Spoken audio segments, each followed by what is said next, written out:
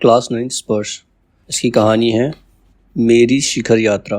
Everest की शिखर यात्रा है। इसमें बचेंद्री पाल ने अपनी खुद की कहानी लिखी है, अपनी खुद के बारे में अपनी यात्रा का संस्मरण लिखा है। यात्रा संस्मरण बोलते हैं इसे, मेरी शिखर यात्रा।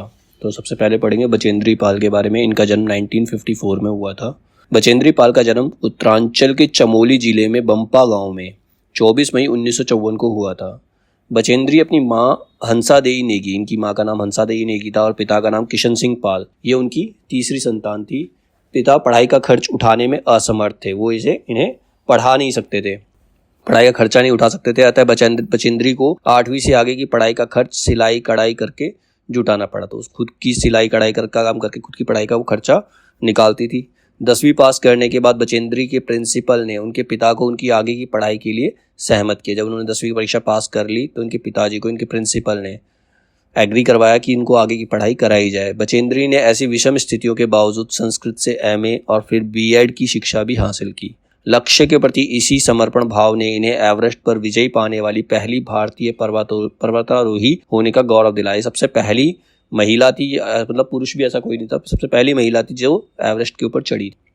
बचेंद्री को पहाड़ों पर चढ़ने का चाव बचपन से ही था। जब इनका बड़ा भाई इन्हें पहाड़ पर चढ़ने से रोकता था, इनसे 6 साल छोटे भाई को पहाड़ पर चढ़ने के लिए उकसाता था। बचेंद्री पाल को वो रोकता था और उससे 6 साल छोटे बच्चे को वो पहाड़ पर चढ़ाने के लिए उकसाता था। तब बचेंद्री को बहुत बुरा लगता था। वह सोचती थी कि भाई यह क्यों नहीं समझता कि जो काम छोटा भाई कर सकता है वह उसकी बहन भी कर सकती है। लोग लड़कियों को इतना कोमल नाजुक क्यों समझते हैं। बहरहाल पहाड़ों पर चढ़ने की उनकी इच्छा बचपन में भी पूरी होती रही। चूंकि इनका परिवार साल के कुछ महीने एक ऊंचाई वाले गांव में बिताता था और कुछ महीने पहाड़ से नीचे तराई के बसे एक गांव में, मतलब कुछ समय के लिए ऊंचाई पे चले जाते थे और कुछ समय के लिए नीचे आ रहे थे। जैसे बारिश वारिश का मौसम होता था तो उस टाइम पे ये ऊंचाई पर चले जाते थे क्योंकि नीचे पानी वानी भर जाता है। तो इसीलिए इनके पहाड़ पर चढ़ने का जो शौक था वो पूरा होता रहता था। जिस मौसम में परिवार नीचे तराई वाले गांव में आ जाता था, उन महीनों में स्कूल जाने के लिए बचेंद्री को 5-6 मील पहाड़ की चढ़ाई चढ़नी और उतरनी पड़ती थी।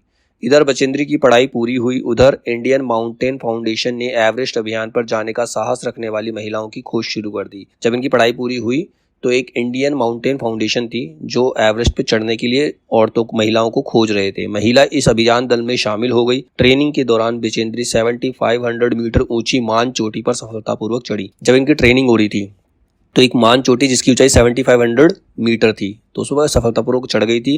कई महीनों के अभ्यास के बाद आखिर वह दिन आ ही गया जब उन्होंने एवरेस्ट विजय के लिए प्रयाण किया, मतलब एवरेस्ट पे चढ़ने के लिए स्टार्टिंग करी। बचेंद्री ने एवरेस्ट विजय की अपनी रोमांचक पर्वतारोहण यात्रा का संपूर्ण विवरण स्वयं ही कलमबद्ध किया है। मतलब उन्होंने अपनी खुद की कहानी खुद लिखी है, किसी राइटर ने नहीं लिखी। प्रस्तुत अंश उसी विवरण में से लिया गया है। यह लोम हर्षक अंश बचेंद्री के उस अंतिम पड़ाव से शिखर तक पहुंचकर तिरंगा लहराने के पल पल का ब्यौरा बयान करता है। मतलब इस कहानी के अंदर उसने जो एवरेस्ट पर चढ़ने के लिए जो भी काम किया उसके बारे में सब कुछ लिखा हुआ है। इसे पढ़ते हुए ऐसा लगता है मानो पाठक भी उनके कदम से कदम मिलाता हुआ सभी खतरों को खुद झेलता हुआ एवरेस्ट के शिखर पर जा रहा हो। इस तरीके से लिखा है। तो ये बचेंद्री पाल की जीवनी थी, उनके बारे में था।